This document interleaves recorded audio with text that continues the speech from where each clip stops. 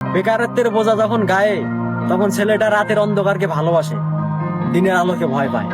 18 বছর বয়সী বেকার ছেলেটা এখন বাবার চোখে তাকিয়ে কথা বলতে পারে না।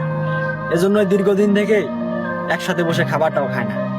এক সময় স্বপ্ন দেখতো, আর এখন স্বপ্ন দেখায়। বাস্তবতার ধাক্কায় জীবন কতটা পরিবর্তন হয় একমাত্র 18 বছর বয়সী বেকার ছেলেটাই শেখায়। ঘরের বেকার ছেলেটা ঝোল হিসেবে বাবার শরীরে রক্ত পান করে, আর ভাত হিসেবে বাবার শরীরে মাংস চিবায়। হঠাৎ করে নিজের কাঁধে দায়িত্ব দেখে হতাশায় পড়ে যায়। বয়সন্ধিকালে শারীরিক পরিবর্তন ঘটে, বইয়ের মাধ্যমে আমাদের শেখানো হয়, তবে জীবন পরিবর্তনের গল্প কেন উল্লেখ হয়নি? ব্যক্তি নিজেকে কেন বুঝতে হয়? কাকেই বা প্রশ্ন করি, উত্তর তো আর মিলবে না। তবে তোমরা ছোট যারা রয়েছো, বেকারত্বকে হেয়ালি মনে করো না।